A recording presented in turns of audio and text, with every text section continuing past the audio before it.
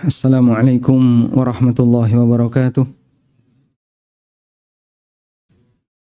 Alhamdulillahi rabbil alamin. Wassalatu wassalamu ala ashrafil mursalin. Nabiyyina wa maulana Muhammadin wa ala alihi wa sahbihi ajma'in. Wa ashhadu an la ilaha illallah wahdahu la syarikalah. Wa ashhadu anna Muhammadan abduhu wa rasuluh. Salawatu rabbi wa salamu alaihi wa ala alihi wa ashabihi. Wa man sara ala nahjihi wastanna bi sunnatihi ila yaumiddin. Alhamdulillah, puji syukur kita haturkan kehadirat Allah Azza wa Jal di kesempatan siang ini. Siang atau sore? Sore. Allah Ta'ala memberikan kita kemudahan untuk tetap bertahan belajar. Anda dari mulai jam berapa? Jam 6. Jam 6 itu Natalapak ya. Jam 6 sudah mulai kajian? Belum. Mulai ngelihat lapak jam 6. Jam 8 ya. Jam 8 sampai nanti malam. Atau ini sesi terakhir? Sampai maghrib. Sampai maghrib. Setelah saya masih ada. Masya Allah. Sehat ya, Mak? Nah, ini masalahnya peserta kajian tidak diasuransikan. Jadi kalau Anda pengajian terlalu lama, kok nanti ada kendala, di luar tanggung jawab Ustadz ya. Baik. Judulnya ibadah wanita di bulan Ramadan. Tapi pesertanya Bapak dan Ibu. Maka saya kemarin mengusulkan ke panitia, saya punya buku ini, judulnya Mata Menata Wanita, Untaian Nasihat untuk Kaum Hawa. Ini membahas tentang beberapa kaedah yang perlu dipahami oleh para wanita seputar aktivitas sehari-harinya. Salah satunya adalah kaedah bagi wanita ketika beribadah. Nah, maka saya gunakan buku ini barangkali bisa lebih maksimal untuk menyimak. Baik, Bapak Ibu yang dimuliakan Allah Subhanahu wa taala, sesaat lagi kita akan ketemu dengan bulan Ramadan. Dan Nabi sallallahu alaihi wasallam memberikan sambutan yang sangat luar biasa ketika Ramadan itu datang. Beliau sallallahu alaihi wasallam mengatakan saat malam Ramadan, laqad ja'akum syahrun mubarak. Sungguh telah datang kepada kalian syahrun mubarak, bulan yang diberkahi. Futihat fihi abwabul jannah. Di bulan Ramadan pintu-pintu surga dibuka. Wa ghulliqat abwabun nar, dan pintu-pintu neraka ditutup. Wa sufidatis syayatin, setan-setan dibelenggu. Dengan tegas Nabi SAW mengatakan bulan Ramadan bulan yang diberkahi. Jadi kalau sekarang orang lagi sibuk dan bingung gimana cara ngalap berkah, di mana saya bisa nyari berkah, sampai datang ke kuburan, sampai yang ngelus-ngelus kuburan, dan saling mendukung antara mereka yang nggak ngerti dalil sama sekali dengan yang berusaha mencari dalil, yang penting pokoknya dapat dalil. Jadilah perdebatan sebagaimana yang Anda lihat di internet itu ya. Subhanallah. Bertahun-tahun mereka ngalap berkah kuburan, gak pernah nyebutin dalil. Begitu ketemu yang bukan dalil, diangkat di mana-mana. Nah, sekarang yang begitu bangganya ya, ini kita ada dalil. Ya, selama ini kamu dapat dari mana? Selama ini dia makan itu dalilnya mana? Dah. Begitu nemu dalam Musannaf Ibnu Abi Syaibah yang mereka angkat sehari-hari itu, hadis Malik Ad-Dar, dan gak jelas Malik Ad-Dar itu siapa, tapi hanya hadis seputar itu yang mereka jadikan sebagai dalil. Kok Anda kesulitan untuk nyari berkah? Ramadan itu bulan yang diberkahi, masjid itu tempat yang berkah, amal soleh itu kegiatan yang berkah. Jadi seharusnya seorang muslim tidak kesulitan untuk mencari berkah. Tapi karena mereka memang punya kecenderungan untuk lebih lekat dengan kuburan daripada masjid, makanya pokoknya harus dibelai gimana caranya biar bisa beribadah di kuburan. Baik. Selanjutnya kita akan melihat lebih dekat tentang bagaimana ibadah wanita di bulan Ramadan. Bapak Ibu yang dimuliakan Allah Subhanahu wa taala, kalau di buku Mata Menata Wanita, mungkin ada sebagian di antara jamaah yang sudah pernah punya buku ini ya. Saya sebutkan beberapa poin, kita bacakan dulu. Berkaitan dengan tugas wanita dalam beribadah. Yang pertama, bahwa wanita mendapatkan perintah ibadah sebagaimana lelaki mendapatkan perintah ibadah. Dan ini ditegaskan oleh Allah di surat Adz-Dzariyat, "Wa ma khalaqtul jinna wal insa illa liya'budun." Tidaklah aku ciptakan jin dan manusia kecuali agar mereka beribadah kepadaku. Sehingga wanita punya tugas yang sama sebagaimana laki-laki. Mereka sama-sama makhluk Allah yang diperintahkan untuk beribadah kepada Allah. Dan inti ibadah adalah taat kepada Allah dengan menjalankan perintahnya atau menjauhi larangannya. Inti dari ibadah adalah taat kepada Allah dengan menjalankan perintah dan menjauhi larangan. Ketika para malaikat diperintahkan untuk sujud kepada Adam, lalu mereka sujud kepada Adam. Hakikatnya malaikat itu beribadah kepada siapa? Kepada Allah. Kenapa? Karena yang dijalankan oleh malaikat adalah perintah Allah. Sehingga malaikat yang sujud kepada Adam bukan beribadah kepada Adam, tapi malaikat beribadah kepada Allah Ta'ala. Pada posisi ketika seorang istri taat kepada suami, hakikatnya yang dilakukan oleh wanita ini adalah beribadah kepada Allah. Sehingga orang yang dia melaksanakan perintah Allah, walaupun mungkin secara lahiriah mungkin dia taat kepada yang lain, namun hakikatnya dia beribadah kepada Allah. Sebagian makhluk terkadang diperintahkan untuk taat kepada makhluk yang lain. Anak diperintahkan untuk taat kepada orang tua. Rakyat diperintahkan untuk taat kepada pemerintah. Dan para wanita diperintahkan untuk taat kepada suami. Bukan dalam rangka untuk beribadah kepada yang ditaati, tapi ini dalam rangka untuk menjaga keseimbangan dinamika kehidupan. Baik. Selanjutnya, ibadah secara umum bisa kita bagi menjadi dua. Ada ibadah yang bentuknya ritual dan ada ibadah yang bentuknya mentaati aturan. Kira-kira menurut Bapak Ibu mana yang lebih berat? Ibadah ritual atau taat aturan? Yang mana? Mana yang lebih berat? Ibadah ritual atau taat aturan? Taat aturan. Kenapa? Kenapa ibadah taat aturan lebih berat? Ya, terbukti banyak yang gagal. Sehingga kalau bicara ibadah ritual, banyak orang yang berhasil. Tapi kalau bicara ibadah taat aturan, banyak orang yang gagal. Makanya kalau banyak orang yang tanya, Pak, itu kok rajin sholat, tapi kok koruptor? Nah, itu bukti bahasanya dia berhasil di ibadah ritual, tapi gagal di ibadah taat aturan. Sehingga kalau Anda menjumpai ada fenomena orang yang rajin haji, rajin umroh, rajin sedekah, tapi di saat yang sama dia makan harta haram, transaksi riba. Ini contoh orang yang ibadah ritual berhasil, tapi gagal taat aturan. Sampai misalnya dia korupsi kuota haji dan seterusnya. Dia mungkin rajin tahlilan, mungkin rajin yasinan, tapi dia gagal ibadah taat aturan. Dan kalau hanya sebatas bicara ibadah ritual, iblis itu dulu rajin ibadah ritual. Tapi semuanya dianulir oleh Allah gara-gara dia sombong dan tidak mau taat kepada satu aturan, yaitu sujud kepada Adam. Atas perintah Allah untuk sujud kepada Adam dia nggak mau. Maka Allah Subhanahu wa taala usir dia. Dan semua ketaatannya nggak berlaku sama sekali. Maka terkadang satu pelanggaran itu bisa menghilangkan sekian banyak pahala karena pelanggaran ini nilainya besar. Terutama kalau pelanggaran itu diiringi dengan kesombongan.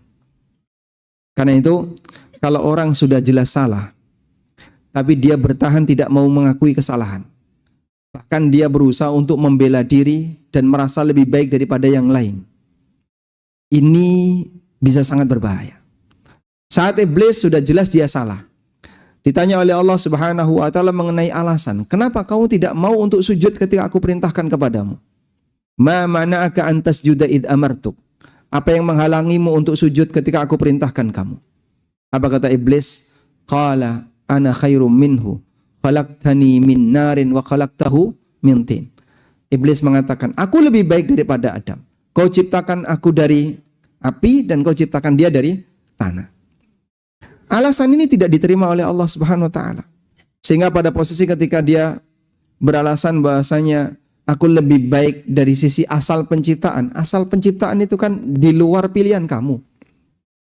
Asal penciptaan itu atas prestasi hamba atau bukan, Pak? Bukan ya? Maka semua orang yang membanggakan sesuatu yang bukan prestasinya.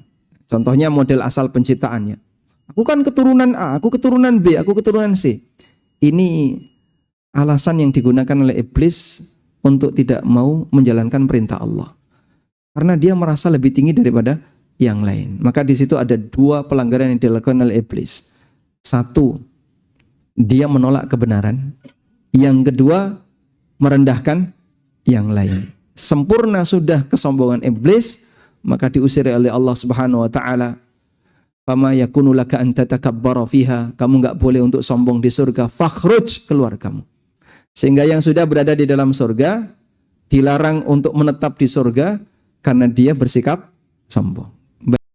Selanjutnya, terakhir yang tadi kita bahas adalah berkaitan dengan adanya kesamaan tugas lelaki dan wanita, di mana mereka sama-sama makhluk Allah yang berkewajiban untuk beribadah kepadanya. Dan kita punya prinsip seperti ini. Pada asalnya tata cara ibadah bagi laki dan perempuan itu sama. Karena mereka sama-sama umat Nabi Muhammad SAW. Nabinya seorang lelaki, meskipun demikian semuanya dituntut untuk mengikuti beliau. Oleh karena itu, aturan ibadah yang berlaku bagi wanita secara umum sama sebagaimana aturan ibadah yang berlaku bagi laki-laki. Dan kita diajarkan prinsip menyamakan yang sama, membedakan yang beda adalah keadilan. Menyamakan yang beda, membedakan yang sama adalah kezaliman. Sebagian di antara aturan syariat ada yang dibedakan antara laki dan perempuan. Bagian ini tentu saja ketika disamakan maka itu adalah kezaliman. Sebagai contoh berkaitan dengan masalah hak waris. Anak laki-laki dengan anak perempuan dibedakan oleh Allah. Allah Ta'ala berfirman, وَلَيْسَ الذَّكَرُ كَالْأُنْثَى. Lelaki tidak sama dengan wanita. Maka kalau ada orang yang mengatakan, kan sama-sama anak, mau laki mau perempuan semuanya sama saja. Ini kezaliman. Ketika Allah bedakan, maka kita ikuti sesuai dengan perbedaan yang telah Allah tetapkan.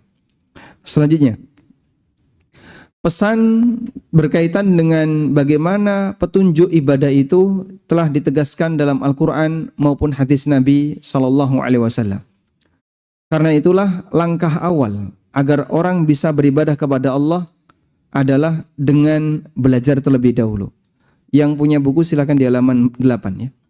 Allah Subhanahu wa taala berfirman, "Utlu ma uhiya ilaika minal kitab."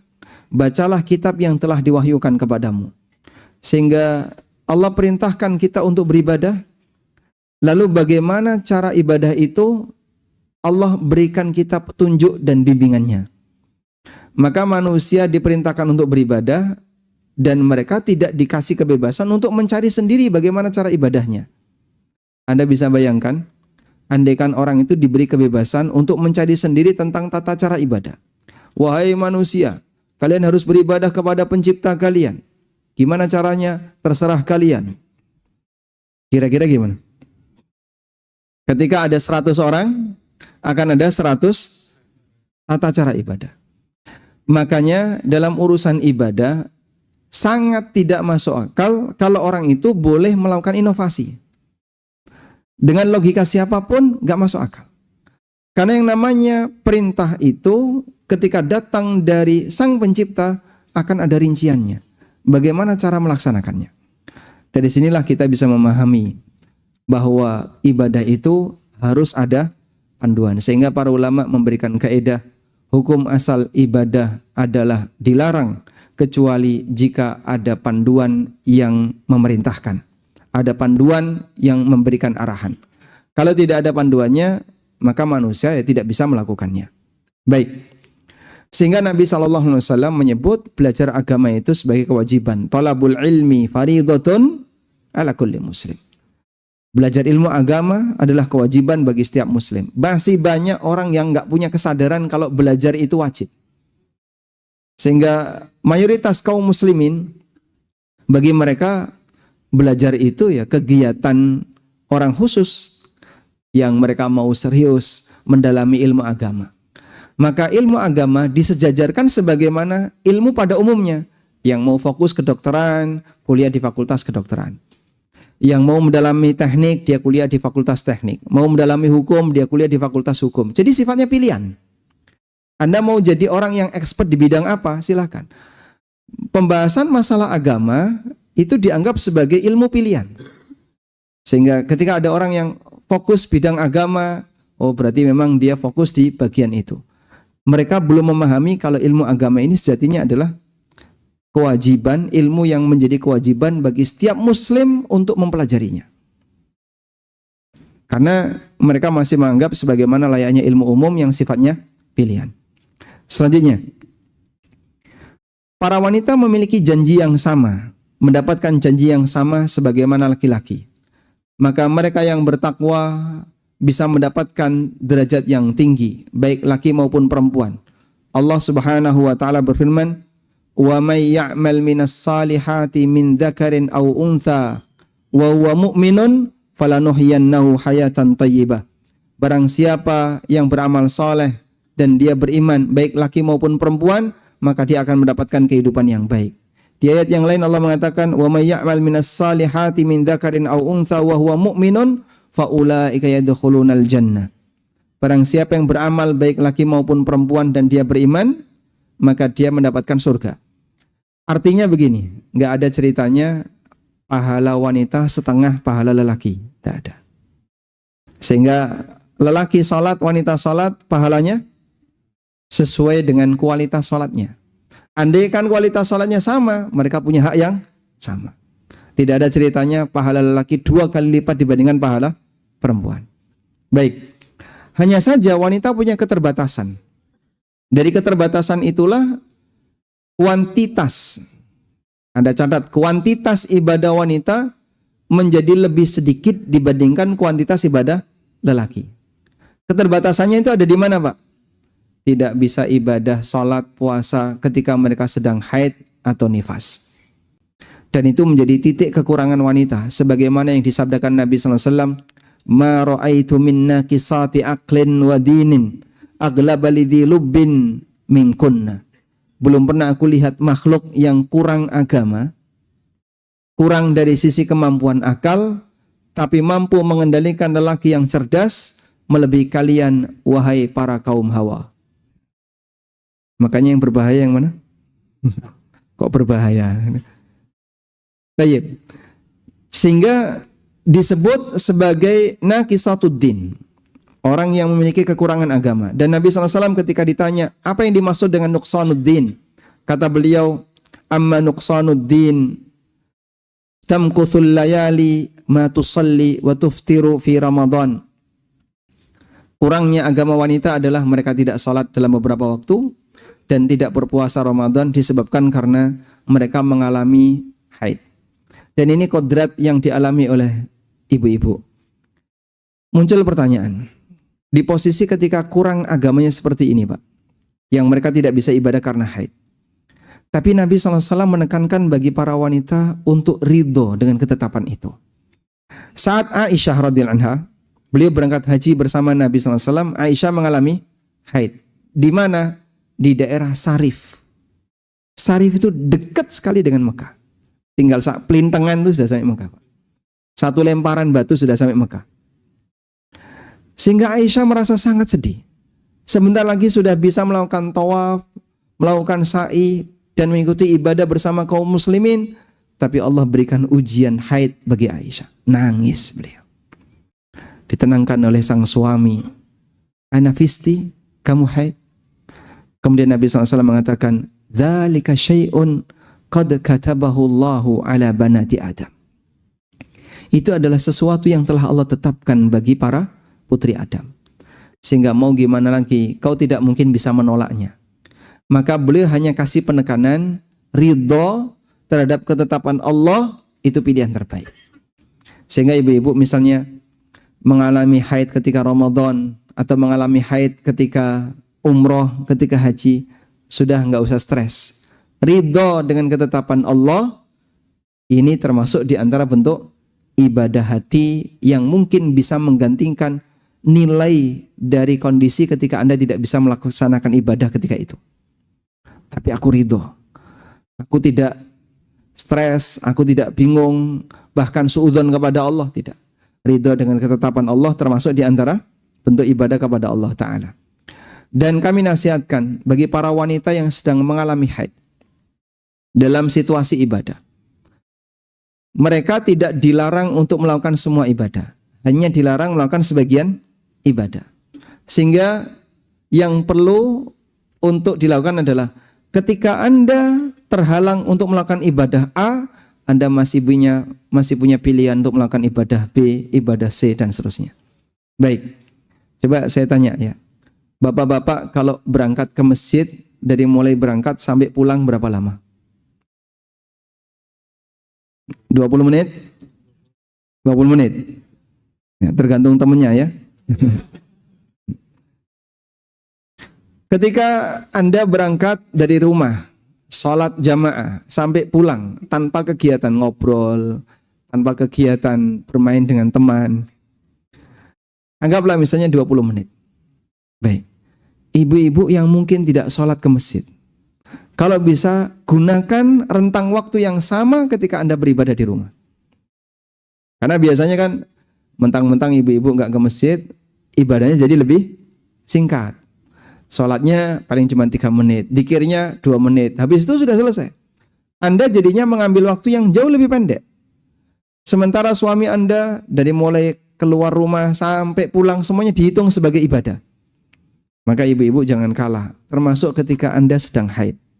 Suami Anda berangkat untuk sholat dan Anda sedang haid, gunakan waktu itu untuk zikir. Aku memang nggak bisa sholat, tapi aku lakukan amal yang boleh aku kerjakan ketika haid, yaitu zikir selama haid.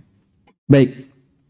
Lalu apa saja ibadah yang boleh dilakukan ketika haid? Di halaman 12. Pada prinsipnya wanita boleh melakukan ibadah apapun ketika haid. Karena Islam tidak melarang wanita untuk ibadah ketika haid. Yang dilarang hanya sebagian ibadah. Tidak dilarang untuk melakukan semua ibadah, tapi yang dilarang apa? Hanya sebagian ibadah. Apa saja Pak yang dilarang? Salat, puasa, tawaf, kemudian i'tikaf. Yang kelima, menyentuh mushaf. Yang keenam, hubungan badan.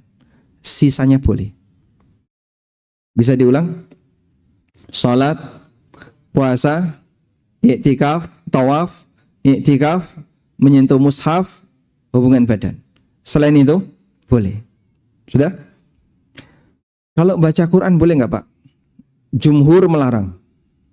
Jumhur ulama melarang. Sebagian ulama membolehkan, seperti pendapat Al-Muzani dan Ibnu Hazm, serta beberapa ulama belakangan, mereka membolehkan untuk membaca Al-Quran bagi wanita haid. Tapi tanpa nyentuh. Membaca tanpa menyentuh gimana? Suruh suaminya untuk membukakan mushaf. Tungguin bang ya, aku mau baca Quran. Berapa lama? 5 juz. Masya Allah. Karena mau tadarus ketika Ramadan. Terus solusinya gimana Pak Ustadz? Agar tetap bisa baca Quran tanpa bantuan orang lain, tanpa menyentuh mushaf. Pertama, Anda bisa gunakan laptop. Sehingga yang disentuh adalah mouse atau mousepad. Anda tidak menyentuh layar yang bertuliskan teks Quran. Atau misalnya, boleh nggak Pak pakai HP? Kalau kita menyentuh HP seperti ini, maka yang tersentuh apa?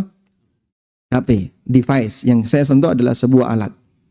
Tapi ketika saya buka aplikasi, nah, di sini ada aplikasi. Aplikasi Al-Quran.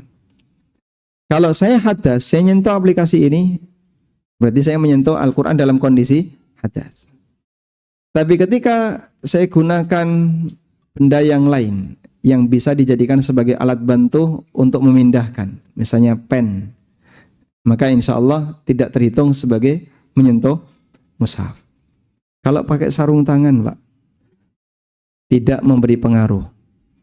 Karena sarung tangan itu tabi' wa tabi'u tabi', dan yang sifatnya turunan hanya mengikuti. Maksudnya begini, ada wanita pakai sarung tangan, salaman dengan wanita pakai sarung tangan yang bukan mahram boleh enggak? Lelaki yang bukan mahram salaman dengan wanita yang pakai sarung tangan boleh atau tidak? Enggak boleh. Padahal dia sudah pakai sarung tangan. Tapi kalau Anda nyerahkan pensil misalnya kepada wanita yang bukan mahram, diterima dari ujung ke ujung? Boleh. Baik. Sehingga sebatas pelapis tipis ini tidak mempengaruhi hukum. Ada ibu-ibu yang tanya, teman anak-anak saya sekolah itu terkadang salaman dengan saya, tapi saya tutupi jilbab. Ya enggak boleh. Walaupun ditutup pakai jilbab. Anda pakai jilbab, pundaknya tertutup kain, bahkan double, kaos, baju, jilbab, ditepuk dari belakang. Lelaki yang bukan mahram, boleh enggak? Enggak boleh. Maka lapisan tipis seperti ini tidak diperhitungkan. Dipahami ya? Ya. Selanjutnya, lalu ketika wanita sedang berada di bulan Ramadan, ibadah apa yang bisa dia lakukan? Pada prinsipnya sama sebagaimana lelaki. Cuman pada saat dia mengalami haid, di beberapa ibadah tertentu yang tadi kita sampaikan dilarang untuk dilakukan. Oleh karena itu, lakukan ibadah pengganti jika Anda tidak bisa melakukan ibadah utama. Maka haid bukan waktu untuk bermalas-malasan, sebab Anda sebenarnya masih punya kesempatan untuk mengejar ketertinggalan. Sehingga terutama ibu-ibu ya, saat Ramadan kok haid, perbanyak baca zikir. Berapa Pak baca zikir Pak?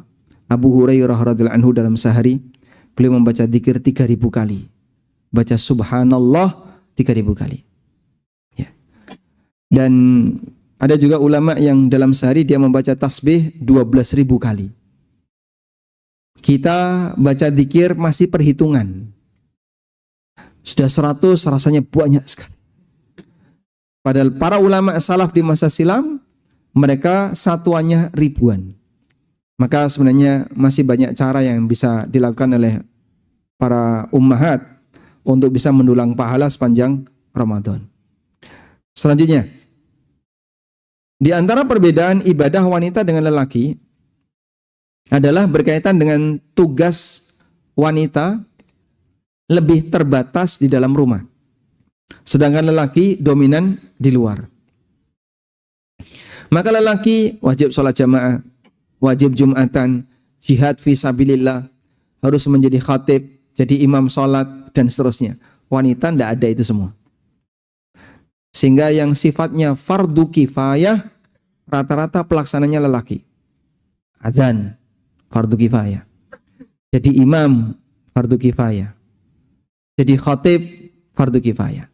Kalau satu kampung nggak ada lelaki yang bisa jadi khatib, yang bisa hanya seorang ibu misalnya, gimana itu Pak? Boleh nggak wanita ini jadi khatib Jumat? Nggak boleh. Terus gimana Pak? Fardu kifayah, lelaki harus ada yang jadi khatib. Nggak ada yang bisa Pak, dosa semua. Sehingga mereka harus mengkader orang yang bisa menjadi khatib, bisa menjadi khatib Jumat, bisa menjadi imam ketika sholat jamaah, agar kegiatan yang menjadi syiar kaum muslimin tetap terjaga. Baik. Selanjutnya, karena itu wanita lebih banyak terbatas di rumah, termasuk sholatnya wanita lebih banyak atau lebih ditekankan dilakukan di mana? Di rumah. Coba kita lihat hadis berikut ini. Hadis yang diriwayatkan Imam Ahmad, Ibnu Khuzaimah dan yang lainnya. Datang seorang sahabiat bernama Ummu Humaid. Beliau istrinya Abu Humaid As-Sa'idi. Kemudian meminta kepada Nabi SAW, "Ya Rasulullah, aku ingin salat bermakmum di belakang Anda." Lalu Nabi SAW mengatakan, "Qad alimtu annaki tuhibbinas salata ma'i. Aku tahu kalian pengen sholat di masjidku bersamaku. Bayangin Pak ya, wanita ini ingin sholat di Masjid Nabawi, yang jadi imam Nabi. Sudah nggak bisa dibandingkan dengan siapapun. Ingin sholat di Masjid Nabawi, yang jadi imam Nabi. Mau dibandingkan dengan yang mana? Nggak bisa. Ini sudah tertinggi. Lalu kata Rasulullah SAW, aku tahu kalian ingin sholat bersamaku. Wa salatuki fi baitiki khairun laki min salatiki fi hujratiki. Kau sholat di rumahmu, di kamarmu lebih baik daripada kau sholat di teras rumahmu. Bapak lihat ya, gambar maket rumahnya Rasulullah SAW. Rumah orang Arab itu kan ada bagian yang beratap dan ada bagian yang tidak beratap. Bagian yang beratap ini disebut bait. Yang tidak beratap disebut hujrah. Innal ladzina yunadunaka fil hujurat mi wara'il hujurat ulaik aktsaruhum la ya'qilun. Orang yang mereka berteriak memanggil kamu dari balik hujurat, yaitu orang-orang Badui yang memanggil Nabi SAW dari luar hujurat. Hujurat itu area depan rumah yang tidak beratap, namanya hujrah. Sehingga ada bait, ada hujrah. Nabi SAW mengatakan, salatmu wahai wanita di dalam rumahmu yang beratap lebih baik daripada salatmu di teras rumahmu. Wa salatuki fi hujratiki khairun min salatiki fi dariki. Salatmu di hujrah, di teras rumah, lebih baik daripada salatmu di dar. Dar itu satu kawasan tanah yang di situ ada rumah, ada teras. Di dar artinya halaman rumah. Dan salatmu di halaman rumahmu, salatmu di teras rumahmu lebih baik daripada salatmu di halaman rumahmu. Dan salatmu di halaman rumahmu lebih baik daripada salatmu di masjid kampungmu. Dan salatmu di masjid kampungmu khairun min salatiki fi masjidi, lebih baik daripada salatmu di masjidku ini. Masya Allah.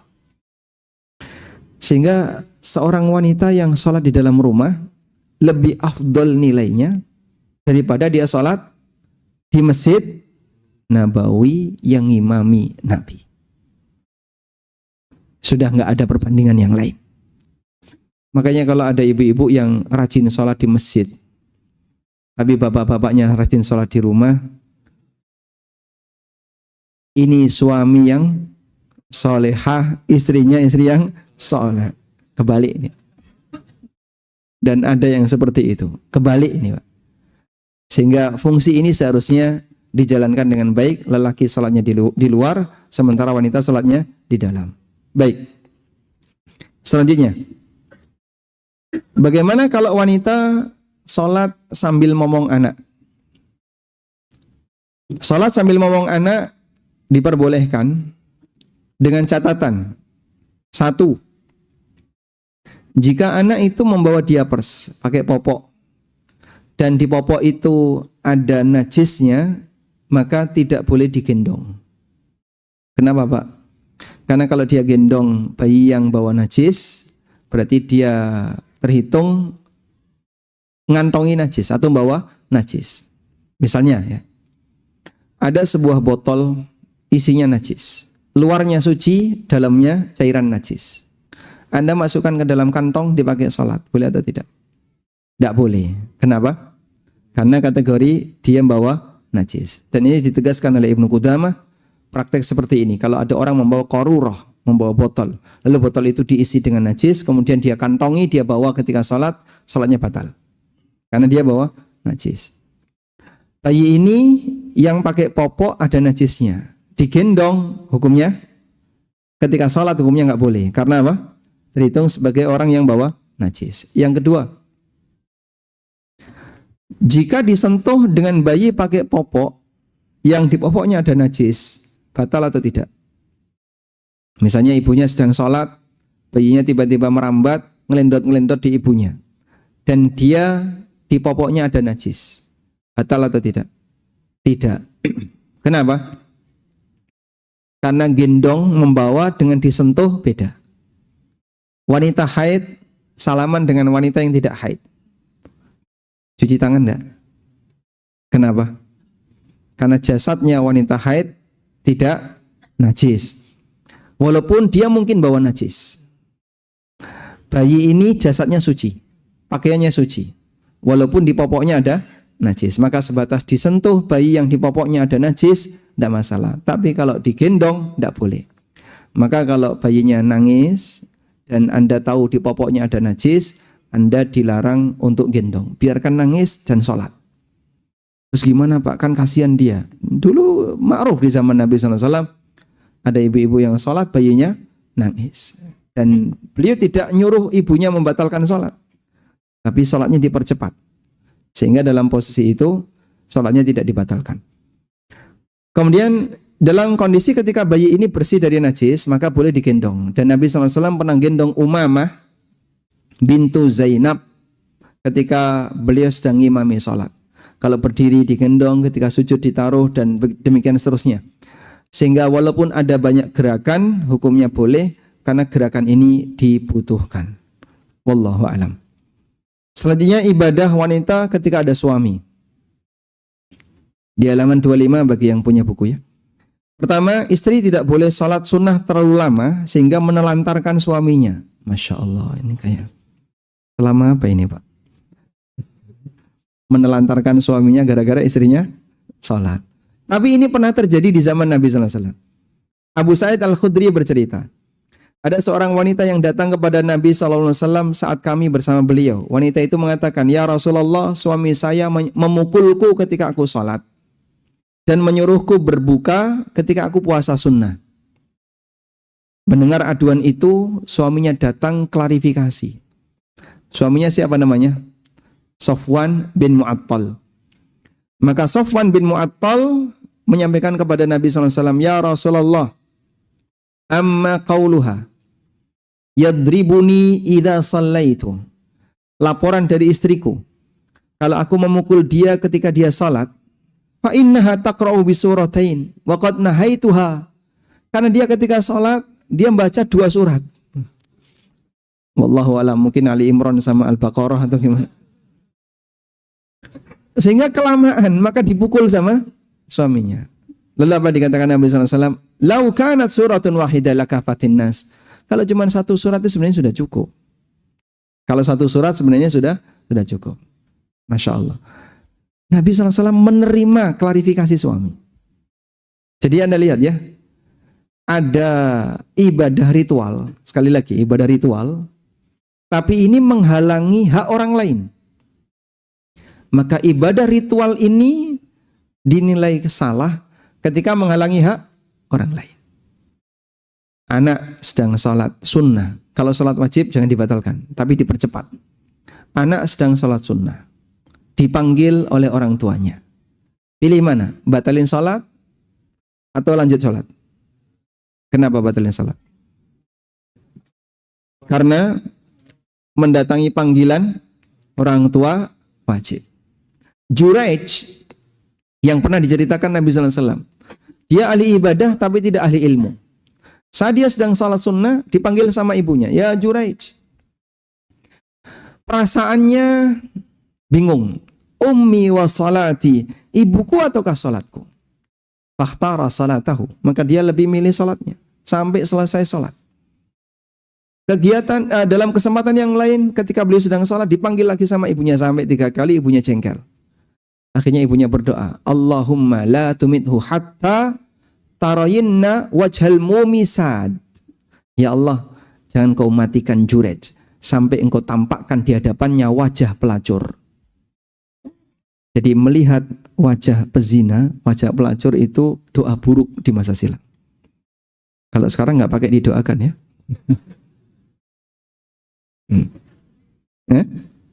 Baik. Sehingga dalam kondisi itu Rasulullah SAW menerima klarifikasi dari sang suami yang menunjukkan bahasanya istri salah dalam masalah ini. Maka jangan merasa hebat dengan ibadah ritual, tapi ternyata wanita tidak bisa taat kepada suaminya. Maka definisi wanita solehah itu gimana? Fas-salihatu qanitatun hafizatun lil ghaibi bima hafidhallah. Yarhamkallah. Allah Subhanahu wa taala menjelaskan definisi wanita salihah. Fas-salihatu, wanita salihah. Qanitatun adalah wanita yang taat kepada Allah dan suaminya. Hafizatun lil ghaibi, yang dia bisa menjaga ketika suaminya tidak ada di rumah. Ada seorang wanita rajin iktikaf di masjid tanpa izin suami. Apa yang terjadi? Dia memperjuangkan ibadah ritual tapi dengan cara melanggar aturan. Wanita berangkat umroh tanpa mahram, itu contoh. Dia memperjuangkan ibadah ritual tapi melanggar aturan. Sehingga ibadah wanita diarahkan oleh Allah pada bentuk bagaimana dia menjadi wanita yang bisa melayani dan mendukung lelaki yang saleh. Di posisi inilah sang ibu, kalau dia membatasi ibadah sunnah agar bisa berkhidmat kepada suaminya, insya Allah itu lebih baik. Tapi Pak, saya ingin rajin ibadah sunnah seperti yang lain. Gimana ya Pak? Kalau begitu, saat suami Anda tidak di rumah, silakan optimalkan. Tapi kalau suami ada di rumah, Anda mungkin akan lebih terbatas. Karena ada catatan yang berikutnya, wanita tidak boleh puasa sunnah saat membersamai suaminya kecuali dengan izinnya. Nabi SAW mengatakan, La yahillu lil mar'ati antasuma wa zawjuha syahidun illa bi'idni. Tidak halal bagi wanita untuk puasa sunnah sementara suaminya ada kecuali dengan izinnya. Sehingga dulu sebagian wanita salaf, mereka itu senang ketika suaminya poligami. Sebentar.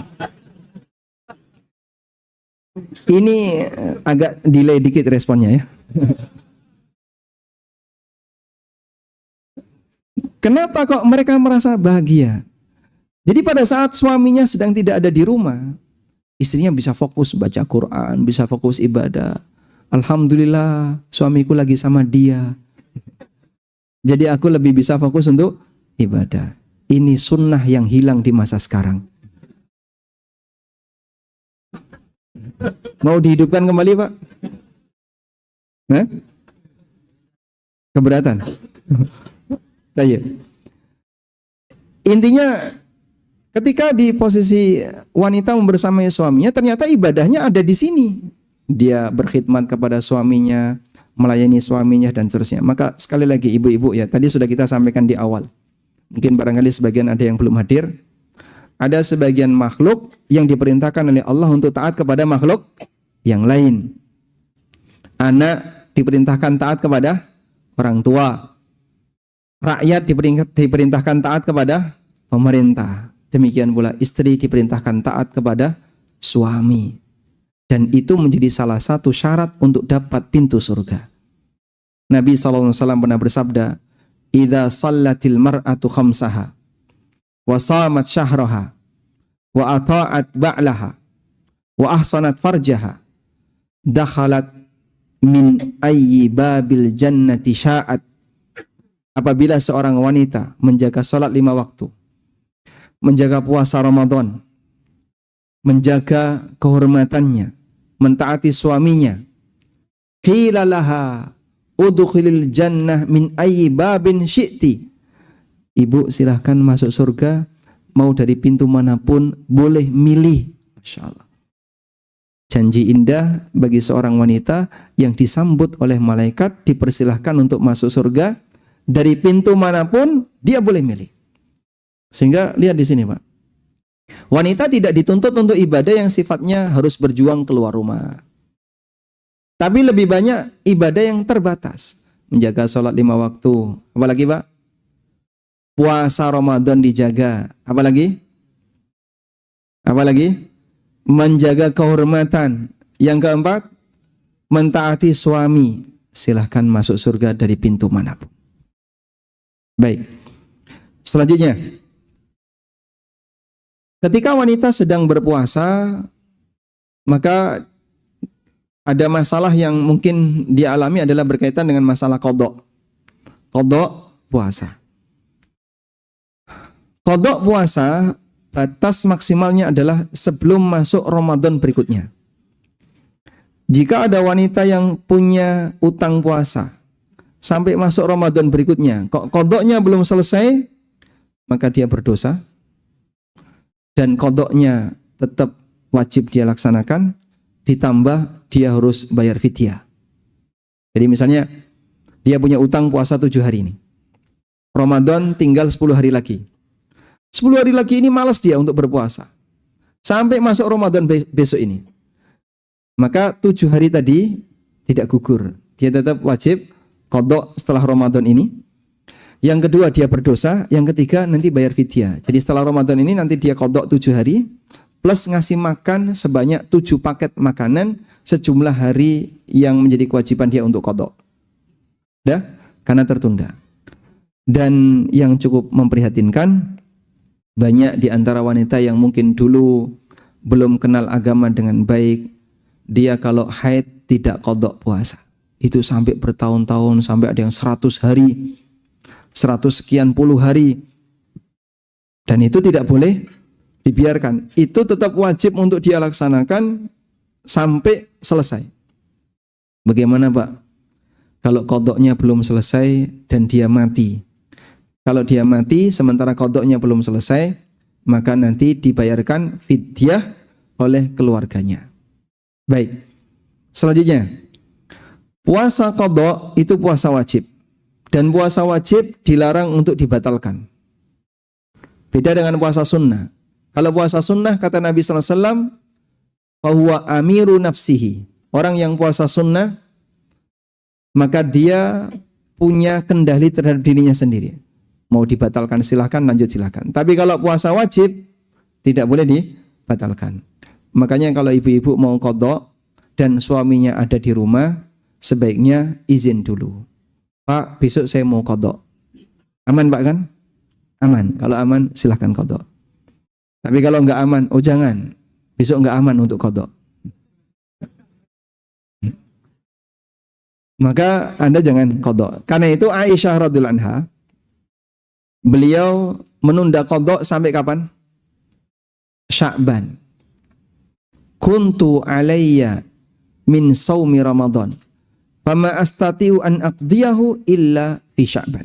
Aku dulu punya kewajiban qadha puasa Ramadan dan aku tidak bisa mengqadhanya kecuali di Sya'ban. Dalam riwayat yang lain disebutkan lima kanati Rasulillah sallallahu alaihi wasallam, karena posisi Rasulullah sallallahu alaihi wasallam. Sehingga beliau menjadi istri siaga. Kapanpun Nabi sallallahu alaihi wasallam ada hajat, Aisyah siap. Sehingga Aisyah menunda qadha sampai Sya'ban untuk siaga terhadap Rasulullah SAW. Dan ini sekaligus jadi dalil. Kalau lelaki itu poligami, maka hari ini misalnya giliran untuk istri satu, kok istrinya haid, dia tidak boleh lari ke istri dua. Karena ini jatahnya istri pertama, kecuali Nabi SAW. Beliau punya hak seperti itu. Gak berlaku bagi selain Nabi. Baik, lupakan saja aturan ini. Karena diketahui juga hanya jadi wawasan saja ya. Baik. Selanjutnya, bagaimana dengan wanita yang hamil dan menyusui? Apakah wanita yang hamil dan menyusui yang tidak berpuasa itu qadha ataukah fidyah? Perbedaan ini sudah terjadi sejak masa silam. Sehingga di sana ada pendapat sahabat A, ada pendapat sahabat B, ma'ruf di kalangan para ulama. Ada yang mengatakan wanita yang hamil atau menyusui dan dia khawatir terhadap keselamatan dirinya atau anaknya, boleh tidak berpuasa. Dan nanti gantinya adalah antara qadha atau fidyah. Ada yang mengatakan qadha saja, ada yang mengatakan fidyah saja, dan ada yang mengatakan qadha dan fidyah. Ada 3 pendapat. Ada satu pendapat lagi, tapi ini pendapat yang syadz, pendapat yang nyeleneh. Pendapatnya Ibnu Hazm, tidak wajib qadha dan tidak fidyah. Tapi ini jelas pendapat yang nyeleneh. Baik. Dari 3 ini mana yang lebih kuat? Wallahu a'lam, secara pribadi saya lebih memilih pendapat yang mengatakan qadha. Karena secara umum orang yang tidak mampu puasa ada 2. Satu, tidak mampu puasa yang sifatnya permanen, maka kewajiban dia fidyah. Seperti karena usia atau sakit yang tidak ada peluang sembuh. Yang kedua, tidak mampu puasa tapi sifatnya sementara. Karena safar atau sakit ringan yang memungkinkan untuk sembuh, maka nanti kewajiban dia adalah qadha. Dan wanita hamil atau menyusui masuk yang mana? Pertama atau kedua? Permanen atau sementara?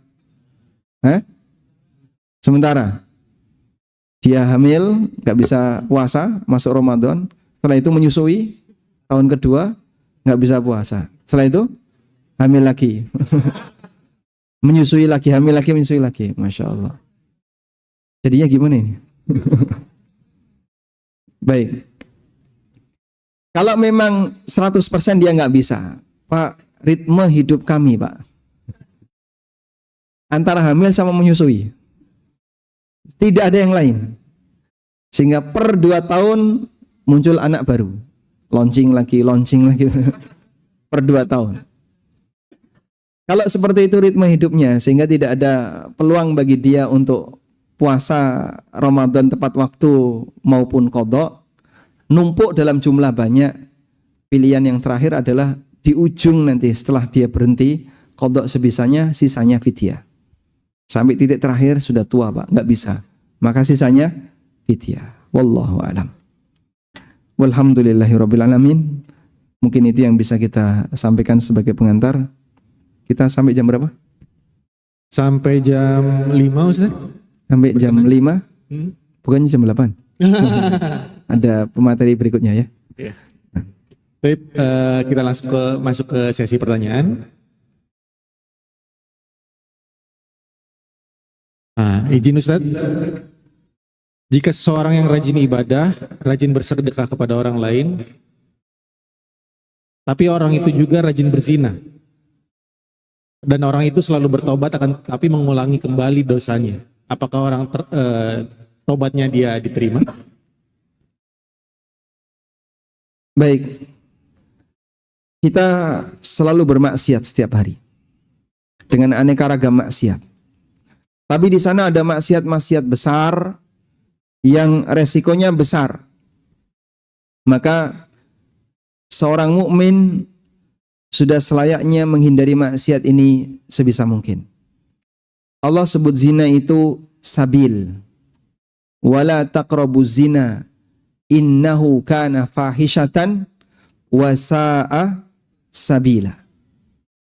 Jangan kalian dekati zina. Sesungguhnya zina itu perbuatan fahisha. Perbuatan fahisha itu perbuatan yang diingkari oleh naluri normal manusia. Sehingga diceritakan saja malu.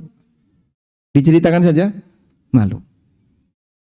Wasa asabila, dan jalan yang buruk. Kenapa disebut sabil?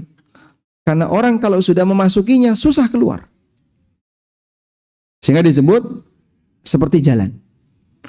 Maka orang kalau sudah melakukan perbuatan seperti ini, awal mula ketika kejadian, awal pertama kali dia berzina, mungkin Pak, jantungnya berdebar kencang sekali. Habis melakukannya dia nggak tenang, seperti orang bingung. Tapi ketika itu terbiasa, akhirnya tidak ada perasaan bersalah. Sadarilah, menjelang Anda berbuat maksiat, lalu deg-degan, kemudian resah, keluar keringat dingin dan seterusnya, nurani kita sedang berteriak. Dan itu trigger bagi seorang hamba untuk tobat yang datang dari Allah. Jika direspon akan jadi hidayah. Tapi kalau tidak dihiraukan, mati. Sehingga hidayah itu redup. Maka dia akan berada dalam kegelapan lalu menikmati perbuatan maksiat.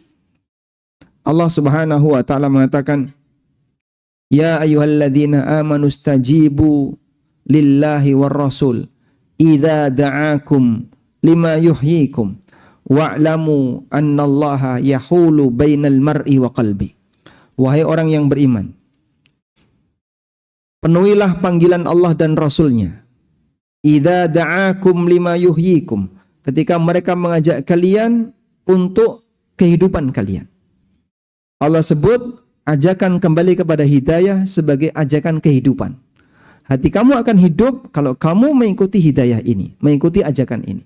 Lalu Allah mengatakan sebuah ancaman yang berbahaya. Wa'lamu annallaha yahulu bainal mar'i wa qalbi. Sadarilah bahwasanya Allah bisa menghalangi antara seseorang dengan hati nuraninya. Allah menghalangi antara seseorang dengan hati nuraninya. Dalam kondisi awal saat dia mau berbuat maksiat, dia deg-degan, dia resah, dia bingung. Itulah pemicu taubat. Kalau dia ikuti panggilan itu, selamat. Tapi ketika dia abaikan dan gak gubris, ingat, Allah akan menghalangi dirimu dari nuranimu. Dalam kondisi ini, nanti saat dia berbuat maksiat, dia akan bisa menikmati maksiat itu tanpa ada perasaan bersalah. Akhirnya kebal terhadap dosa. Dan itu berbahaya. Makanya kalau sampai dia rajin sholat, rajin puasa sunnah, rajin sedekah, tapi dia berzina, ngobati penyakit ini susah. Di satu sisi dia makan makanan yang bergizi, dia berolahraga, tapi di sisi yang lain dia melakukan perbuatan yang melukai dirinya. Dia melakukan perbuatan yang melukai dirinya. Makanya Bapak Ibu yang dimuliakan Allah, dalam hal ini bagi mereka yang mungkin menyadari akan kesalahan ini, segera dihentikan sejak sekarang. Terus Pak, gimana Pak? Ya cari pelampiasan yang halal, berdoa kepada Allah. Allahumma kfini bihalalika an haramik. Ya Allah, cukupkan aku dengan yang Engkau halalkan, agar aku tidak mengambil yang Engkau haramkan. Wallahu a'lam. Insyaallah, jazakallah khair Ustaz atas jawabannya.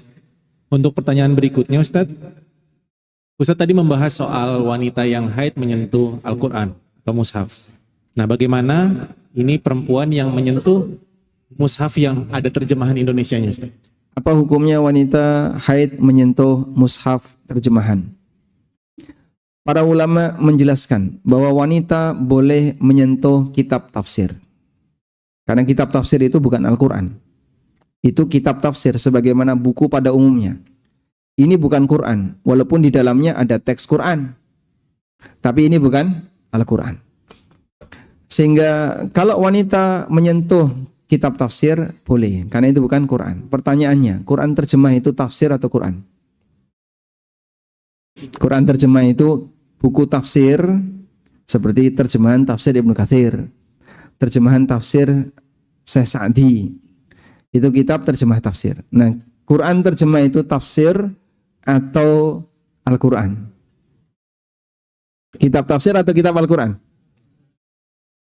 Anda lihat mana yang dominan. Anda lihat mana yang dominan.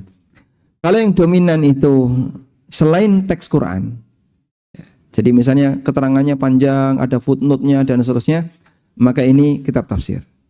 Tapi kalau yang dominan teks Quran, berarti dia mushaf Al-Quran, tapi dikasih catatan pinggiran, seperti terjemahan dan seterusnya. Lihat mana yang dominan. Setahu saya, untuk terjemah Depak yang diterbitkan oleh percetakan Quran Madinah, itu lebih dekat ke kitab tafsir. Karena tidak langsung ke Qurannya. Di bagian awal ada penjelasan tentang sejarah Quran, sejarah kodifikasi Quran, kemudian penjelasan tentang kiroah dan seterusnya. Bahkan ada beberapa pelajaran berharga berkaitan dengan masalah keislaman di buku itu, di buku terjemah yang cetakan Madinah. Sehingga ini lebih dekat kepada kitab tafsir daripada kitab Al-Quran. Oleh karena itulah, insya Allah kalau Anda memegang buku seperti ini, hukumnya diperbolehkan. Wallahu a'lam. Jazakallah khair Ustaz. Untuk pertanyaan berikutnya, bagaimana pilihan untuk seorang perempuan di saat Ramadan untuk konteks sholat tarawih? Lebih baik di rumah apa di masjid? Wanita sholat tarawih lebih baik di rumah atau di masjid? Yang laki-laki dulu. Laki-laki sholat tarawih lebih baik di rumah atau di masjid? Ulama beda pendapat. Kalau Anda mendengar berita bahwa Imam Syafi'i bisa menghatamkan sehari 2 kali, malam sekali, siang sekali, karena beliau sholat tarawihnya di rumah. Dan beberapa ulama milih sholat tarawih di rumah. agar bisa menghatamkan Al-Quran. Sehingga sholat wajib di masjid, lalu pulang sholat qiyamul lail sendiri. Karena kalau ngikuti jamaah di masjid, ya tentu tidak lebih lama dibandingkan ketika di rumah. Karena itu sebagian ada yang mengatakan lebih afdol bagi mereka yang sholat tarawih di rumah, sebagaimana sholat sunnah umumnya di rumah. Afdalus sholatil mar'i fi baitihi ilal maktubah. Sholat yang terbaik bagi lelaki adalah sholat di rumahnya kecuali sholat wajib. Jika yang seperti ini berlaku bagi laki-laki, ulama beda pendapat mana yang lebih afdal di rumah atau di masjid. Apalagi bagi wanita, wanita sholat tarawih di rumah lebih afdal. Cuman di situ ada pertimbangan. Kalau ibu-ibu sholat tarawih di rumah menguap terus, rakaat pertama menguap, rakaat kedua merem, rakaat ketiga, sehingga dia ketika sholat terlalu males ketika di rumah. Baru baca inna atau ina sudah.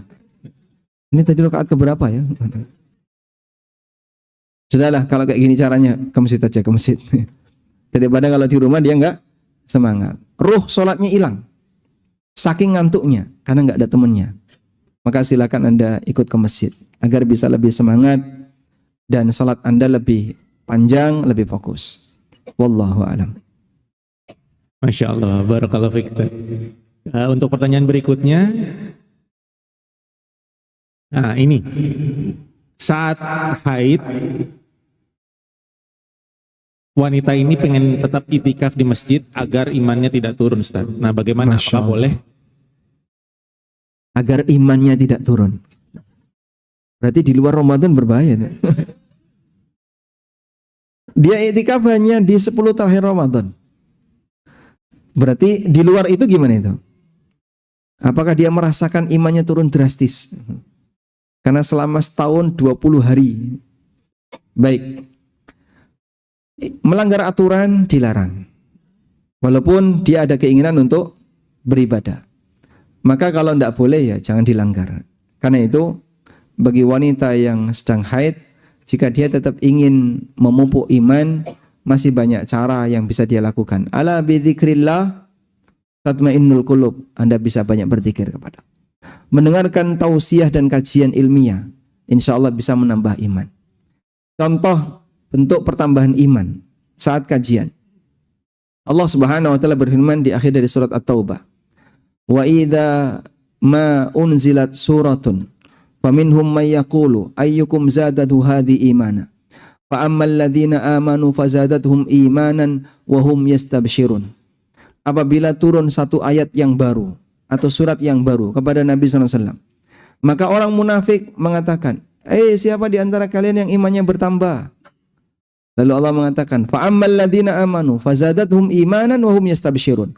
Orang yang beriman itu ketika turun surat baru atau ayat baru, iman mereka bertambah dan mereka semakin bahagia, mereka senang. Nah, kalau Anda ngikuti kajian, mendapatkan ilmu baru, hal baru, terus Anda merasa seperti ada pertambahan ilmu. Oh, baru tahu. Senang dia. Alhamdulillah, sekarang saya baru ngerti. Nah, ini kajian yang memberikan O effect. Efek O. Begitu dia diberitahu terus, ini kajian yang berhasil ya. Memberi dampak apa? O effect. Penjelasan kok memberi dampak O effect berarti ada pertambahan dari pengetahuan yang dia miliki. Terima kasih Pak Ustadz, saya baru tahu kalau ternyata selama ini yang saya lakukan itu keliru. Dia merasa bahagia, merasa gembira. Itulah pertambahan iman. Maka Anda bisa mencari pertambahan iman di majelis ilmu. Sehingga sahabat Mu'ad bin Jabal radhiyallahu anhu, apabila beliau ngajak orang untuk kajian, maka beliau mengatakan, haya nu'minu sa'atan. Mari kita ngecas iman sesaat. Mari kita ngecas iman sesaat. Dengan cara belajar agama. Wallahu a'lam. Masya Allah, jazakallah ya Ustaz, barakallahu fiik. Mungkin sekarang kita punya hadiah nih Ustaz. Ustaz bisa memberikan pertanyaan ke para jamaah. di ikhwan 1, di akhwat 1. Tafadhol. Masya Allah. Baik. Hadiahnya apa? Oh, kue, masa. Hadiahnya kue. Nah, udah siap di depan ya. Nah, ini untuk ikhwan atau akhwat? Sama. Ikhwan 1, akhwat 1. Baik. Ikhwan. Ya, ikhwan. Pertanyaannya.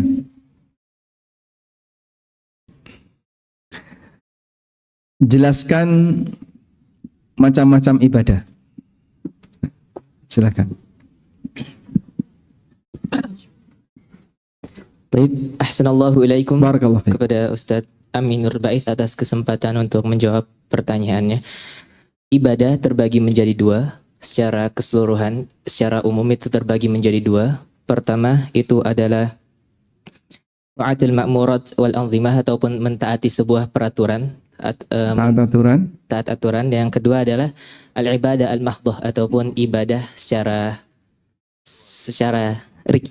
ritual. Mengamalkan ritual. Masya Allah. Barakallahu fikum. Dapat hadiah. Assalamualaikum warahmatullahi wabarakatuh. Barakallahu fikum. Baik. Ibu-ibu ya. Cara jawabnya gimana? Nanti ada mic. Nah. Para ummahatul mukminin mereka sangat rajin beribadah. Dan sebagian di antaranya dipuji oleh Jibril sebagai wanita yang sangat rajin puasa, sangat rajin tahajud. Siapa namanya?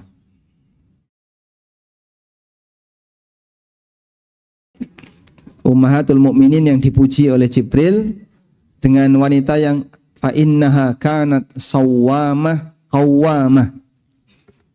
Siapa namanya? Baik. Ya. Clue berikutnya, wanita ini pernah diceraikan oleh Nabi SAW. Lalu Jibril meminta kepada Nabi SAW, raji'ha, fa innaha kanat sawwamah qawwamah.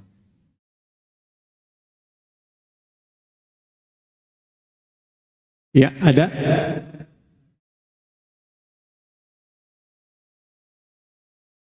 Nah, silakan. Nggak jadi ya? Gimana?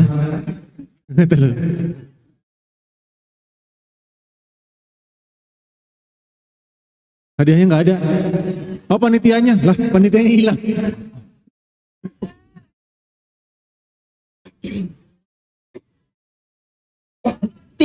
Oh, Ah, siapa?